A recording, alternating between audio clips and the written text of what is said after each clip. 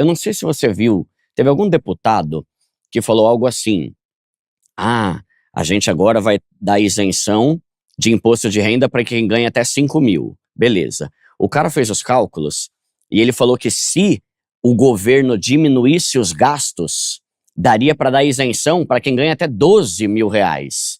Meio que mostrando que se o governo gastasse menos, a população poderia se beneficiar muito mais. Mas é óbvio. É isso. É óbvio que são os gastos obrigatórios que eu falei. E aí a minha pergunta, diminuir número de prefeituras seria uma opção, sim ou não? E privatizar a empresa, se seria uma opção ou não? Privatizar a empresa tem um impacto fiscal pequeno. É pequeno. Num mundo que vai estar em conflito, em guerra, por conta de recursos naturais, a gente está vendo isso acontecer agora, eu jamais venderia a Petrobras para outra nação. Porque o que aconteceria hoje é uma privatização aconteceria com a Arábia Saudita, a Aramco comprando a Petrobras, ou com uma estatal chinesa comprando a Petrobras. Eu ia pegar uma empresa estatal e ia dar para outra empresa estatal, só que dessa vez de outro país.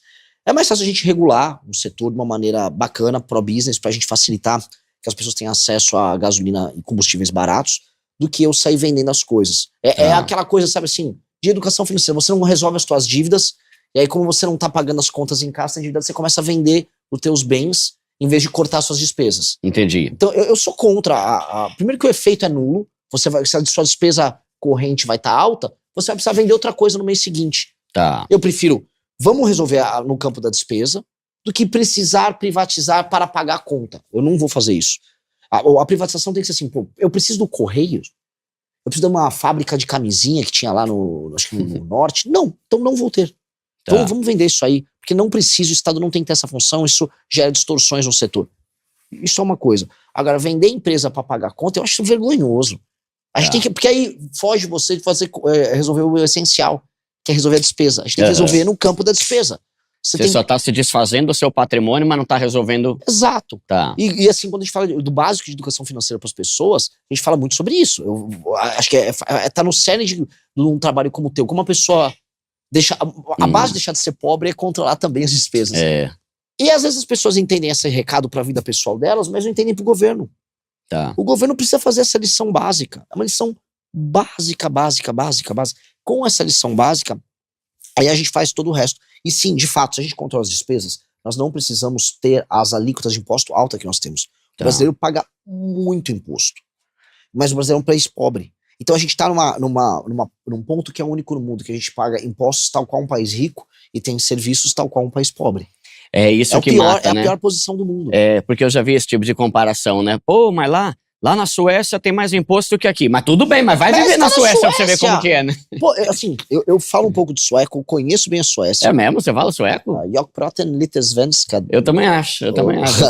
Caramba. O cara é nojento, hein, meu? Nojento, homem, meu. A Moca venceu, hein? A Moca E aí, assim, um paisaço. É um país que tá em outra situação. A Suécia é um país que arrecada muito com o Spotify. Sabe, uma antiga startup de música que resolve um problema sobre financiamento de música, tal, se torna um dos maiores aplicativos do mundo, sueco. A Suécia tá nesse nível em termos de capitalismo. A gente tá aqui com as pessoas morando em cidades que elas vivem de Bolsa Família. 40% dos domicílios no Nordeste dependem do Bolsa Família. Não estamos na Suécia. Então quando vem um filho da... comparar com Suécia... Ou com Inglaterra. Não, porque olha só, vamos discutir 6-1. Porque na Inglaterra. Que Inglaterra, brother! A gente concorre male com o Vietnã. Botsuana passou a renda per capita do Brasil. Só que o Brasil é um país tão desigual que há uma pequena elite de pessoas que não são pobres, vamos colocar nesses termos, porque quando compara com o primeiro mundo são pobres. Essa pequena elite quer viver o debate público como se estivesse num país de primeiro mundo, especialmente as de esquerda. Não, porque agora os direitos trans estão sendo discutidos nos... Brother, você vive num buraco, não tem saneamento básico aqui, a preocupação das pessoas mais pobres não é direito trans, você é um tarado ideológico, cala tua boca, porque essas pessoas estão atrapalhando demais. Como novamente a gente está falando em coisas conceituais, como o Brasil é muito desigual, a real é, o debate público, as discussões importantes são tomados, vamos dizer, são liderados por uma massa muito pequena de pessoas no topo. Essas pessoas no topo, então, elas têm um vício, que é entender o mundo por conta da ótica do mundo ao redor delas. Então elas ficam achando que os problemas que envolvem elas, que é um problema que envolve uma moça branca do Leblon, no Rio de Janeiro, ou aqui de Pinheiros, é um problema universal. E não é. Por exemplo, uma mulher, por exemplo, agora fico indo dar umas entrevistas, aí fico, olha, Renan, e a misoginia e os red pills? Eu falei, cara, eu rodei interior do Maranhão, eu fui em favela do Rio, eu fui nos lugares mais pobres. Não tem uma mulher que tá preocupada com a crise dos red pills. E eu nem gosto de red pill, eu nem acho que esse assunto é importante. É que elas vivem uma abstração, achando que, assim, mulheres estão sendo surrados por red pills. Não, cara, a mulher tá sendo assaltada por um cara do Comando Vermelho. Entendeu? Que é o único red nessa história, é o Comando Vermelho. Entendeu? E ela tá preocupada em não ser assaltada, ela tá preocupada se vai ter merenda decente pro filho dela, e se sei lá, o marido dela, o ex-marido dela, ou ex-ficante dela que engravidou ela, tá pagando a pensão. Essas são as preocupações prosaicas dessa mulher. Só que essa elitezinha canalha que vive nesse topo acha que a gente tem que ficar discutindo as taras ideológicas delas que colocam ela, vamos dizer, no mesmo espaço de discussão de um cara que mora em Nova York. E não, a gente não tá nisso. Isso, cara, dá uma raiva. Isso dá uma raiva que a gente tem problemas muito maiores para levar em pauta, né? Tá. Muito. Tipo, a maior parte das famílias no Brasil, elas dependem para sobreviver de um misto que vai de algum tipo de recurso público ou emprego público com um trabalho ou formal ou informal. Ou seja, as famílias brasileiras estão numa misto já de dependência do Estado. A gente vive em alguns lugares um regime quase socialista. No Maranhão. No Maranhão, as pessoas dependem do Estado para sobreviver. Numa cidade pequena, as pessoas precisam do emprego da prefeitura ou vivem de um Bolsa Família. Ou seja, é um regime quase socialista. E adivinha, é uma bosta. Pode falar palavrão aqui? Não, né? Bota um pi aí. A gente evita, né? É um pi. Eu ainda, pré-candidato. Fala um pizinho. É uma desgraça. É o país, acho que é o estado mais miserável, né? 15% de analfabetismo. Não tem atividade econômica. Isso é um problema. Isso é um problema 10 milhões de vezes maior do que banheiro trans.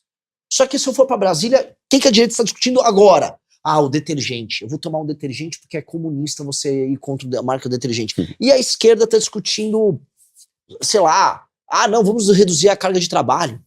O que eles estão falando, cara?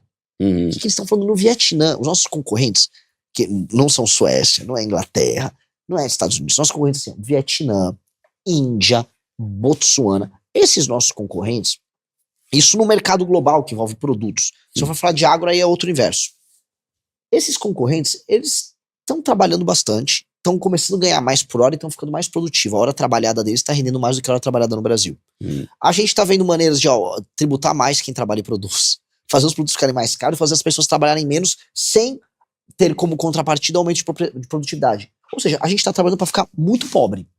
Você está aqui, né? Deixe de ser pobre. Pois bem, o que está sendo dito aqui... Se mantenha pobre, né? O governo está vendendo um livro contrário a esse aqui. Ele está falando, vou te deixar pobre. E mais, eu vou convencer você que você deve ficar pobre. Que essa é a política do governo. O governo está dizendo, pessoal, você vai trabalhar menos, tá? E você vai ganhar igual. É mentira. É matematicamente impossível. Eles acham que tem um empresário fictício que tem um tacho cheio de ouro na casa dele.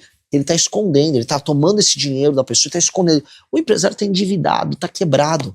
Os juros é alto, os impostos são altos, contratar uma pessoa é caro, tecnologia chega aqui de maneira cara, ou seja, o pequeno empresário brasileiro, ou médio, ou grande, todo mundo tá quebrado, tá com pouca grana. Aí o governo, não, agora eu vou aumentar o custo de contratação dele. Ou se as pessoas vão pra informalidade, que é o que vai acontecer, ou várias empresas vão ter que fechar ou alterar a dinâmica de trabalho delas. Sim. E a gente vai ficar mais pobre. Só que as pessoas não entendem isso. Não, eu tomo bronca. Não, Renan. Não, porque você tem que entender que a escala 6x1 é uma crueldade. Cara, no fim do dia, o que você quer? Ela existe porque, no fim do dia, o arranjo atual faz com que ela exista. Se as pessoas tivessem a oportunidade de ganhar mais trabalhando menos, haveria essa oferta desses empregos. É o natural, como há em vários setores. Não há nesses setores por alguma razão, porque tem uma disponibilidade de mão de obra, porque tem uma necessidade do mercado de trabalho, porque as leis, e essa é a parte principal, as leis trabalhistas engessam muitas contratações. E é interessante, porque esse discurso, às vezes eles pegam, tipo assim, o cara que é ultra bilionário, como se ele fosse um reflexo da realidade de todo empreendedor do Brasil. E só quem abre uma empresa sabe como é caro você manter funcionário, você pagar folha de pagamento, é imposto pra caramba, é taxa, é coisa de sindicato, é regra que eles criam cada vez mais. E aí eu acho que é um problema, porque quando o cara chega e usa esse discurso, não, o rico tem dinheiro pra caramba, vamos mudar esse negócio. a maioria dos empreendedores que eu conheço estão, mano, se afogando junto com a empresa, tentando sobreviver, né? E trabalham todos os dias. Trabalhando, não tem horário. Assim, aqui é um país que odeia quem gera riqueza. É um inimigo. Não tem coisa pior nesse país do que a justiça do trabalho. Custa 20 e tantos bilhões todos os anos. 20 e tantos bilhões. Aliás, né, não sei se você sabe dessa. Se você fechar a justiça do trabalho e pegar o dinheiro dela e usar pra pagar qualquer indenização que tem, paga todas as indenizações trabalhistas.